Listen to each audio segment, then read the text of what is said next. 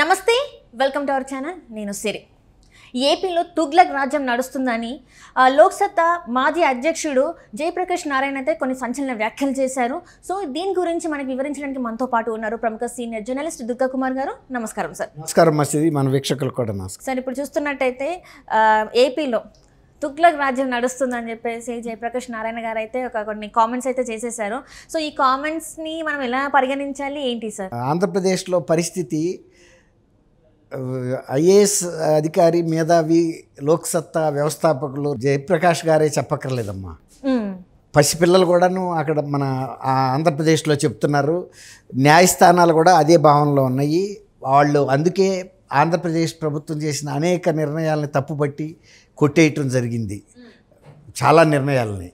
తర్వాత ఇలాంటి సిల్లీ అంశాలు పట్టుకుని మీరు ఎందుకు సుప్రీంకోర్టుకు వచ్చి మా టైం వేస్ట్ చేస్తారని మందలిచ్చారు. తర్వాత డీజీపీని, సిఎస్ని, లేకపోతే ప్రిన్సిపల్ సెక్రటరీస్ని గౌరవ హైకోర్టు, ఆంధ్రప్రదేశ్ హైకోర్టు పిలిపించి మందలిచ్చిన సందర్భాలు అనేకం ఉన్నాయి. వీటన్నిటికీ నిర్ణయాలు, ప్రభుత్వ నిర్ణయాల్లో జరిగిన లోపాలే దానికి కారణం. తర్వాత ఉన్నత న్యాయస్థానాలు ఇచ్చిన ఆదేశాలని అమలు చేయకపోవటం మరొక కారణం. అంటే వీళ్ళు న్యాయస్థానాలని లెక్క చేయకుండా మేమేది చేసినా చెల్లుతుందనే ఒక దురహంకారం అనేది ప్రభుత్వ అధినేతల్లో వచ్చింది. దాని మూలన శిక్ష పడుతుంది అధికారులకి. వీళ్ళేం చేయలేరు. ప్రభుత్వం అమలు చేయకపోతే వెళ్ళి కోర్టు ముందు చీఫ్ మినిస్టర్ని పిలవరు, చీఫ్ సెక్రటరీని పిలుస్తారు, ప్రిన్సిపల్ సెక్రటరీని పిలుస్తారు. ఈ విధంగా జరుగుతున్న పరిపాలన దృష్ట్యా ఆయన ఈ మాట అన్నారు. దీనికి పరాకాష్ఠ ఏంటంటే, ఒక అమరావతిలో రాజధాని ఉంటే దాన్ని కాదు మేము 3 ప్రాంతాల అభివృద్ధికి 3 రాజధానులు పెడుతున్నాము, అదే ఒక దీనికి సర్వరోగ నివారణ అని పెద్ద ఒక ఫార్ములా చేశారు. చివరికి వచ్చేటప్పటికి అసలు ఈ ఇంకొక 10 ఏళ్ల పాటు మాకు హైదరాబాద్ పరిపాలనా రాజధానిగా ఇవ్వమని కేంద్ర ప్రభుత్వాన్ని కోరతామని వైవి సుబ్బారెడ్డి గారు, అంటే పార్టీలో second in or third command ఆయన అంటం అనేది జనం అందరూ కూడా స్టన్ అయిపోయారు. అంటే స్టన్ అవ్వడం కన్నా ఇంకా జగన్ ప్రభుత్వం అంటే వాళ్ళ అభివృద్ధి చేయలేదని వాళ్ళే ఒప్పుకున్నారు, ఇంకా ఇది చాలు వీళ్ళని ఓడించడానికి అని కూడా డిసైడ్ అయినట్టు అనిపించింది సార్. కరెక్ట్. ఎందుకంటే ఇప్పుడు అంటే ఆయన చెప్పిన దాన్ని బట్టి ఇంతకాలం 5 సంవత్సరాల్లో పరిపాలన జరగలేదనే కదా, పరిపాలన చేయటానికి అక్కడ తగిన ప్రదేశం వాళ్ళకి లేదనే కదా. ప్రదేశమే లేకుండా పరిపాలన చేయలేరుగా. ఇప్పుడు మళ్ళీ 10 ఏళ్ళు ఇక్కడ మీరు మాకు ఇవ్వమని అడుగుతున్నారంటే పక్క రాష్ట్రంలో మీరు అన్నట్టు వాళ్ళ వైఫల్యాన్ని వాళ్ళు అంగీకరించినట్టే. ఇది చాలు ప్రజలు తిప్పికొట్టడానికి. మీరు పరిపాలనకి అర్హులు కాదు, ఎక్కడో మళ్ళీ తెలంగాణలో అంటే హైదరాబాద్లో వెళ్ళి పరిపాలన మీరు కొనసాగిస్తారా, మీకు బుద్ధి జ్ఞానం ఉందా లేదా అనేది అందరికీ అనుమానం వచ్చేసింది. అందువల్లే ఇప్పుడు ఆయన కూడా అని ఉంటారు తుగ్లక్ పరిపాలనని. తుగ్లక్ చేసిన పని ఏంటి? రాజధానులు మార్చడం, దౌలతాబాద్ టు ఢిల్లీ, ఢిల్లీ టు దౌలతాబాద్. జనాలు కూడా రావాలని దాంతోపాటు ఇప్పుడు రాజ్యంతో పాటు ఆయన పరివారం వెళ్ళి రాజధాని ఉంటే పర్వాలేదు, అక్కడి నుంచి వాళ్ళు కానీ పరిపాలించాల్సింది ప్రజలతో పనే ఉంది రాజధానిలో, అంతే కదా. ఇప్పుడు అమరావతి ఉంది, అమరావతిలో పరిపాలనకు కావాల్సిన భవనాలన్నీ కట్టేయబట్టే 10 సంవత్సరాల నుంచి నిరాటంకంగా పరిపాలన సాగింది కదా. చంద్రబాబు నాయుడు గారు టైంలో కట్టినవి. హైకోర్టు పర్మనెంట్ భవనం ఉంది, తర్వాత సచివాలయానికి భవనం కట్టారు, తర్వాత వచ్చేసి ఎగ్జిక్యూటివ్ లెజిస్లేచర్ భవనం, శాసనసభ కూడా బ్రహ్మాండమైన భవనంలో జరుగుతుంది, ఏమి కంప్లైంట్స్ రాలేదు. అట్లాంటప్పుడు మరి ఈయన నేను ఎగ్జిక్యూటివ్ క్యాపిటల్ అక్కడికి మారుస్తానని ప్రపోజ్ చేశారు కదా, కానీ వైజాగ్కి ఏం ప్రపోజల్లో ఏం అమలు చేయలే. తర్వాత కర్నూలులో కూడా ఈ పార్టీకి కట్టేయాలి కదా 5 సంవత్సరాలు. అసలు 5 సంవత్సరాల్లో ప్రభుత్వం అంటే ఒక రాజధాని కట్టలేకపోయాడు చంద్రబాబు నాయుడు అనేగా ఆయన ఆరోపణ. నేను కనుక అయితే 5 సంవత్సరాల్లో మనం రాజధాని కడతాము, ఒక ఢిల్లీకి సమానమైన రాజధాని కడతాము. అప్పుడు తర్వాత అది ముందు చెప్పలా, ఫస్ట్ ఏమో అమరావతిని రాజధాని బ్రహ్మాండం కడతాను, మన ప్రజల ప్రభుత్వం వస్తాను. తర్వాత 3 రాజధానులు, తర్వాత మళ్ళీ హైదరాబాద్లో పరిపాలనా రాజధాని. అసలు ఏం మాట్లాడుతున్నారో ఏం చేస్తున్నారో తెలియట్లేదు. ఇప్పుడు ప్రజలు కూడా చాలా కన్ఫ్యూజన్ స్టేజ్లో ఉన్నారు. అసలు ఈయన ముఖ్యమంత్రి ఎందుకు మాట్లాడడం? మనం ఎన్నుకున్నది వైవి సుబ్బారెడ్డిని కాదు కదా, వాళ్ళు ముఖ్యమంత్రిగా ఎన్నుకున్నది సజ్జల రామకృష్ణారెడ్డి గారు ఎవరో జనాలకు తెలియదు.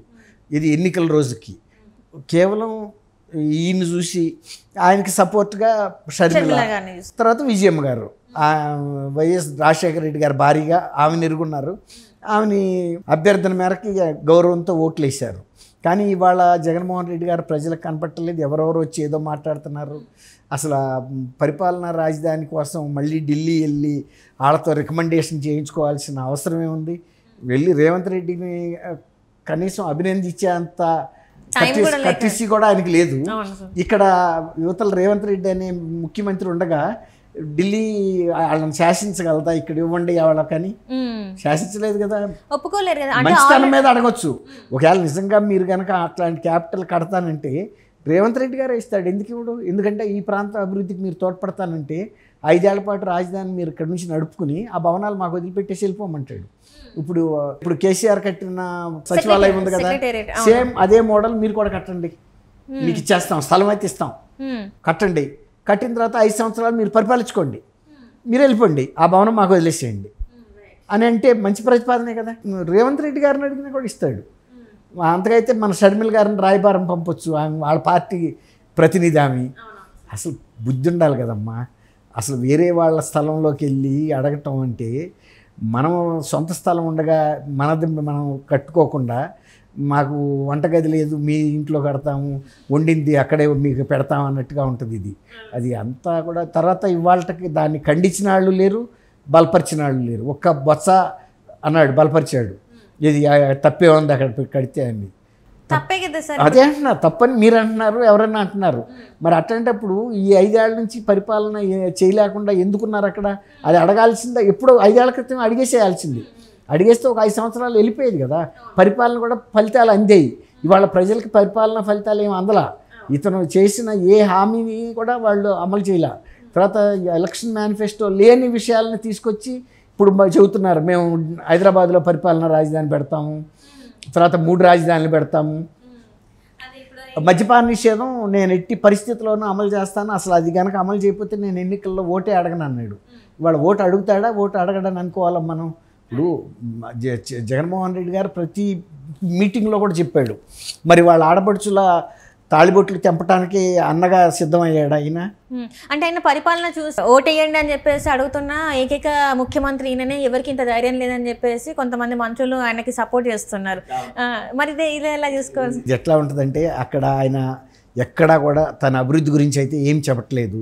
చంద్రబాబు నాయుడు గారు మొన్న ఒక సవాల్ చేశాడు, నీ 5 సంవత్సరాల్లో పరిపాలన ఏం అభివృద్ధి చేశావు, ప్రజలకు ఏం మేలు జరిగింది, నా పరిపాలనలో నేనేమి వ్యవస్థలను ఏర్పాటు చేశాను, సంస్థలను ఏర్పాటు చేశాను, భవనాలు నిర్మించాను, ఎన్ని ఎస్ఎఫ్టీల భవనాలు నిర్మించాను, అన్ని లెక్కలు తేల్చుకుందాం అన్నాడు.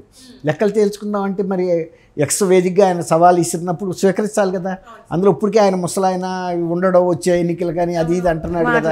ఇప్పుడైతే ఆయన ఉన్నాడు కదా, ఛాలెంజ్ చేశాడు, నువ్వు రా వచ్చి నిలబడి నువ్వేమేమి వ్యవస్థలు ఏర్పాటు చేశావు, ఎన్నెన్ని భవనాలు కట్టావు, హైకోర్టుకి కర్నూలులో భవనాలు కడితే పవర్ పాయింట్ ప్రజెంటేషన్ ఇవ్వు. ఇప్పుడు ఏదో సెట్టింగులు కాదు, ఇప్పుడు ఆయన కూడా ఆయన పవర్ పాయింట్ ప్రజెంటేషన్ ఇస్తాడు ప్రజలకి.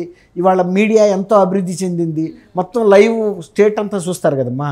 మరి ఆయన తోక ముడిచాడంటే ఆయన అభివృద్ధి చేశాడు అనుకోవాలా, అభివృద్ధి చేయలేక జంకుతున్నాడు అనుకోవాలా? అదే సమాధానం.